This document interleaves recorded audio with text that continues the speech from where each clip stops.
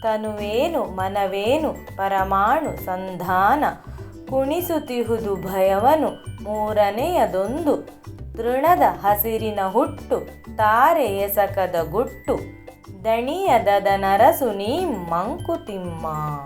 ತನುವೇನು ಮನವೇನು ಪರಮಾಣು ಸಂಧಾನ. ಈ ಸಾಲುಗಳು ನಮ್ಮ ಅಸ್ತಿತ್ವದ ಮೂಲಭೂತ ಪ್ರಶ್ನೆಗಳನ್ನು ಎತ್ತುತ್ತವೆ. ತನು ಮತ್ತು ಮನ ಈ ಎರಡೂ ಪದಗಳು ನಮ್ಮನ್ನು ನಾವು ಗುರುತಿಸಿಕೊಳ್ಳುವ ಪ್ರಮುಖ ಅಂಶಗಳಾಗಿವೆ. ತನು ಅಂದರೆ ನಾವು ಕಣ್ಣಿಗೆ ಕಾಣುವ ಮತ್ತು ಸ್ಪರ್ಶಿಸುವ ನಮ್ಮೆಲ್ಲ ದೈಹಿಕ ರಚನೆ. ಮನ ಎಂದರೆ ನಮ್ಮ ಆಂತರಿಕ ಜಗತ್ತು, ನಮ್ಮ ಭಾವನೆಗಳು, ಆಲೋಚನೆಗಳು ಮತ್ತು ಅನುಭವಗಳು. ಪರಮಾಣು ಸಂಧಾನ ಇಲ್ಲಿ ವಿಜ್ಞಾನವನ್ನು ಕವನಕ್ಕೆ ತಂದು ದೇಹ ಮತ್ತು ಮನಸ್ಸು ಎರಡೂ ಪರಮಾಣುಗಳ ಸಂಯೋಜನೆಯಿಂದ ಕೂಡಿದೆ ಎಂದು ಹೇಳಲಾಗಿದೆ. ಇದು ನಮ್ಮ ದೈಹಿಕ ಮತ್ತು ಮಾನಸಿಕ ಅಸ್ತಿತ್ವಗಳನ್ನು ವಸ್ತುನಿಷ್ಠ ವೈಜ್ಞಾನಿಕ ದೃಷ್ಟಿಕೋನದಿಂದ ನೋಡುವಂತೆ ಮಾಡುತ್ತದೆ. ನಮ್ಮ ದೇಹ ಮತ್ತು ಮನಸ್ಸು ಎರಡೂ ಪರಮಾಣುಗಳಿಂದ ಕೂಡಿರುವುದರಿಂದ ಅವುಗಳ ನಡುವೆ ಒಂದು ಆಳವಾದ ಸಂಬಂಧವಿದೆ ಎಂದು ಇದು ಸೂಚಿಸುತ್ತದೆ.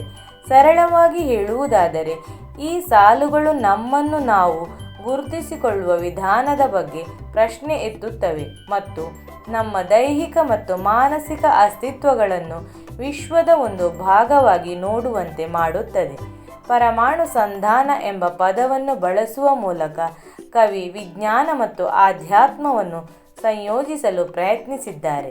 ಈ ಸಾಲುಗಳು ಒಂದು ಆಳವಾದ ತಾತ್ವಿಕ ಪ್ರಶ್ನೆಯನ್ನು ಎತ್ತುತ್ತವೆ. ನಾವು ಯಾರು? ನಮ್ಮ ಅಸ್ತಿತ್ವದ ಅರ್ಥವೇನು? ಈ ಕಗ್ಗದ ಈ ಭಾಗವು ನಮ್ಮನ್ನು ನಾವು ಮತ್ತು ವಿಶ್ವವನ್ನು ಹೊಸ ದೃಷ್ಟಿಕೋನದಿಂದ ನೋಡುವಂತೆ ಪ್ರೇರೇಪಿಸುತ್ತದೆ. ಕುಣಿಸುತ್ತಿಹುದು ಭಯವನು ಮೂರನೆಯದೊಂದು. ಈ ಸಾಲು ನಮಗೆ ಒಂದು ಆಳವಾದ ತಾತ್ವಿಕ ಮತ್ತು ಆಧ್ಯಾತ್ಮಿಕ ಸಂದೇಶವನ್ನು ನೀಡುತ್ತದೆ. ಈ ಸಾಲು ದೇಹ ಮತ್ತು ಮನಸ್ಸನ್ನು ನಿಯಂತ್ರಿಸುವ ಒಂದು ಅದೃಶ್ಯ ಶಕ್ತಿಯ ಬಗ್ಗೆ ಹೇಳುತ್ತದೆ. ಈ ಶಕ್ತಿಯನ್ನು ಆತ್ಮ, ಪರಮಾತ್ಮ ಅಥವಾ ವಿಶ್ವಚೇತನ ಎಂದು ವಿವಿಧ ಸಂಸ್ಕೃತಿಗಳಲ್ಲಿ ಕರೆಯಲಾಗಿದೆ. ದೇಹ ಮತ್ತು ಮನಸ್ಸು ಎರಡೂ ಈ ಮೂರನೆಯ ಶಕ್ತಿಯಿಂದ ಸಮತೋಲನಗೊಳಿಸಲ್ಪಟ್ಟಿವೆ ಮತ್ತು ಒಂದು ಸುಸಂಗತ ಘಟಕವಾಗಿ ಕಾರ್ಯನಿರ್ವಹಿಸುತ್ತಿವೆ. ಈ ಸಾಲು ಆತ್ಮದ ಅಸ್ತಿತ್ವ ಮತ್ತು ದೇಹ ಮತ್ತು ಮನಸ್ಸಿನ ಮೇಲಿನ ಅದರ ಪ್ರಭಾವವನ್ನು ಸೂಚಿಸುತ್ತದೆ. ನಮ್ಮ ದೈನಂದಿನ ಜೀವನದಲ್ಲಿ ನಾವು ಅನುಭವಿಸುವ ಎಲ್ಲ ಭಾವನೆಗಳು ಮತ್ತು ಕ್ರಿಯೆಗಳು ಒಂದು ಆಳವಾದ ಶಕ್ತಿಯಿಂದ ಪ್ರೇರೇಪಿತವಾಗಿವೆ ಎಂಬುದನ್ನು ಇದು ನೆನಪಿಸುತ್ತದೆ. ಎಲ್ಲ ಜೀವಿಗಳು ಮತ್ತು ವಸ್ತುಗಳು ಒಂದು ಪರಸ್ಪರ ಸಂಬಂಧಿತ ಜಾಲದ ಭಾಗವಾಗಿದ್ದು ಒಂದು ಸಾರ್ವತ್ರಿಕ ಶಕ್ತಿಯಿಂದ ನಿಯಂತ್ರಿಸಲ್ಪಡುತ್ತವೆ ಎಂಬ ಸಂದೇಶವನ್ನು ನೀಡುತ್ತದೆ. ಸರಳವಾಗಿ ಹೇಳುವುದಾದರೆ ಈ ಸಾಲು ನಮ್ಮ ಅಸ್ತಿತ್ವದ ಆಳವಾದ ಅರ್ಥವನ್ನು ಅನ್ವೇಷಿಸಲು ನಮ್ಮನ್ನು ಪ್ರೇರೇಪಿಸುತ್ತದೆ.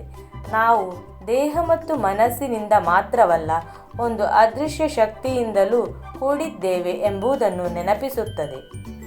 ತೃಣದ ಹಸಿರಿನ ಹುಟ್ಟು ತಾರೆ ಎಸಕದ ಗುಟ್ಟು. ಈ ಸಾಲು ಹೇಳುವುದೇನೆಂದರೆ ಹುಲ್ಲು ಹಸಿರಾಗುವ ರಹಸ್ಯ ಮತ್ತು ನಕ್ಷತ್ರಗಳು ಹೊಳೆಯುವ ರಹಸ್ಯ ಎರಡೂ ಒಂದೇ ಮೂಲದಿಂದ ಬಂದಿವೆ. ಅಂದರೆ ಎಲ್ಲ ಜೀವಿಗಳು ಮತ್ತು ವಸ್ತುಗಳು ಒಂದೇ ಮೂಲ ಶಕ್ತಿಯಿಂದ ನಿರ್ಮಿತವಾಗಿವೆ ಎಂಬ ಆಲೋಚನೆಯನ್ನು ವ್ಯಕ್ತಪಡಿಸುತ್ತದೆ. ಇದು ಜೀವನ, ಬೆಳವಣಿಗೆ ಮತ್ತು ಪ್ರಕೃತಿಯ ಸೌಂದರ್ಯವನ್ನು ಪ್ರತಿನಿಧಿಸುತ್ತದೆ. ಹುಲ್ಲು ಹಸಿರಾಗುವುದು ಎಂಬುದು ಒಂದು ಸರಳ ಪ್ರಕ್ರಿಯೆಯಂತೆ ತೋರಿದರೂ ಅದರ ಹಿಂದೆ ಸೂರ್ಯನ ಬೆಳಕು, ನೀರು ಮತ್ತು ಮಣ್ಣಿನ ಪೋಷಕಾಂಶಗಳ ಸಂಕೀರ್ಣವಾದ ಪರಸ್ಪರ ಕ್ರಿಯೆ ಇರುತ್ತದೆ. ಇದು ವಿಶ್ವದ ಅಗಾಧತೆ, ಶಕ್ತಿ ಮತ್ತು ರಹಸ್ಯವನ್ನು ಪ್ರತಿನಿಧಿಸುತ್ತದೆ.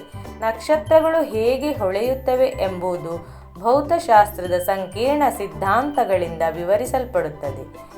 ಎಲ್ಲ ಜೀವಿಗಳು ಮತ್ತು ವಸ್ತುಗಳು ಪರಸ್ಪರ ಸಂಬಂಧ ಹೊಂದಿವೆ ಮತ್ತು ಒಂದೇ ಬ್ರಹ್ಮಾಂಡದ ಭಾಗವಾಗಿವೆ ಎಂಬ ಆಲೋಚನೆಯನ್ನು ಇಲ್ಲಿ ವ್ಯಕ್ತಪಡಿಸಲಾಗಿದೆ. ಆಧ್ಯಾತ್ಮಿಕ ದೃಷ್ಟಿಕೋನದಿಂದ ನೋಡಿದರೆ ಈ ಸಾಲು ಎಲ್ಲ ಜೀವಿಗಳಲ್ಲಿ ಒಂದು ಸಾರ್ವತ್ರಿಕ ಆತ್ಮ ಅಥವಾ ಶಕ್ತಿ ಇರುತ್ತದೆ ಎಂಬ ಸೂಚನೆಯನ್ನು ನೀಡುತ್ತದೆ.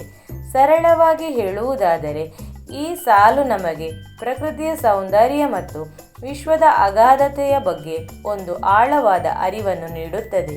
ಅಲ್ಲದೆ ಎಲ್ಲ ಜೀವಿಗಳು ಮತ್ತು ವಸ್ತುಗಳು ಒಂದೇ ಮೂಲದಿಂದ ಬಂದಿವೆ ಎಂಬ ಒಂದು ಸಾರ್ವತ್ರಿಕ ಸತ್ಯವನ್ನು ನೆನಪಿಸುತ್ತದೆ. ದಣಿಯದ ನರಸು ನೀಂ ಎಂಬ ಸಾಲು ಓದುಗನನ್ನು ಆ ಮೂರನೆಯ ಶಕ್ತಿಯನ್ನು ಅಥವಾ ಜೀವನದ ಆಳವಾದ ಅರ್ಥವನ್ನು ನಿರಂತರವಾಗಿ ಹುಡುಕುವಂತೆ ಪ್ರೇರೇಪಿಸುತ್ತದೆ. ಸಂಕ್ಷಿಪ್ತವಾಗಿ, ಈ ಕಗ್ಗದ ಈ ಭಾಗವು ದೇಹ, ಮನಸ್ಸು ಮತ್ತು ಆತ್ಮದ ನಡುವಿನ ಸಂಬಂಧವನ್ನು ವಿವರಿಸುತ್ತದೆ. ಎಲ್ಲವೂ ಒಂದೇ ಮೂಲದಿಂದ ಬಂದಿವೆ ಮತ್ತು ಒಂದು ಮೂರನೆಯ ಶಕ್ತಿಯಿಂದ ನಿಯಂತ್ರಿಸಲ್ಪಡುತ್ತವೆ ಎಂಬ ಆಧ್ಯಾತ್ಮಿಕ ಸತ್ಯವನ್ನು ತಿಳಿಸುತ್ತದೆ. ಇಲ್ಲಿ ದಣಿಯದ ಎಂಬ ಪದವು ಓದುಗನಿಗೆ ನಿರಂತರವಾಗಿ ಹುಡುಕುವಂತೆ ಪ್ರೇರೇಪಿಸುತ್ತದೆ. ಅದು ಎಂಬುದು ಮೂರನೆಯ ಶಕ್ತಿ ಅಥವಾ ಜೀವನದ ಆಳವಾದ ಅರ್ಥವನ್ನು ಸೂಚಿಸುತ್ತದೆ. ಇದು ನೇರವಾಗಿ ಓದುಗನನ್ನು ಸಂಬೋಧಿಸುತ್ತದೆ ಮತ್ತು ಅವರನ್ನು ಈ ಹುಡುಕಾಟದಲ್ಲಿ ಭಾಗಿಯಾಗುವಂತೆ ಆಹ್ವಾನಿಸುತ್ತದೆ. ನಿರಂತರವಾಗಿ ಹುಡುಕಾಟದಲ್ಲಿ ಇರುವುದು ಜೀವನದ ಉದ್ದೇಶ ಎಂದು ಈ ಕಗ್ಗವು ಸೂಚಿಸುತ್ತದೆ. ಈ ಹುಡುಕಾಟವು ಆತ್ಮ ಸಾಕ್ಷಾತ್ಕಾರಕ್ಕೆ ಕಾರಣವಾಗಬಹುದು. ಈ ಹುಡುಕಾಟವು ವ್ಯಕ್ತಿಯನ್ನು ಆಳವಾಗಿ ತಿಳಿದುಕೊಳ್ಳಲು ಮತ್ತು ಬೆಳೆಯಲು ಸಹಾಯ ಮಾಡುತ್ತದೆ. ಇದು ಸತ್ಯದ ಹುಡುಕಾಟವಾಗಿದೆ. ಸರಳವಾಗಿ ಹೇಳುವುದಾದರೆ, ಈ ಸಾಲು ನಮಗೆ ಜೀವನದಲ್ಲಿ ಒಂದು ಉದ್ದೇಶವನ್ನು ನೀಡುತ್ತದೆ. ಅದು ನಮ್ಮನ್ನು ಆಳವಾಗಿ ತಿಳಿದುಕೊಳ್ಳಲು ಮತ್ತು ವಿಶ್ವದೊಂದಿಗೆ ಸಂಪರ್ಕ ಹೊಂದಲು ಪ್ರೇರೇಪಿಸುತ್ತದೆ. ದಣಿಯದ ನರಸು ನೀಂ ಎಂಬ ಸಾಲು ನಮ್ಮನ್ನು ಜೀವನದ ಆಳವಾದ ಅರ್ಥವನ್ನು ಅನ್ವೇಷಿಸಲು ಪ್ರೇರೇಪಿಸುತ್ತದೆ. ಇದು ನಮಗೆ ಒಂದು ದಿಕ್ಕನ್ನು ಮತ್ತು ಉದ್ದೇಶವನ್ನು ನೀಡುತ್ತದೆ.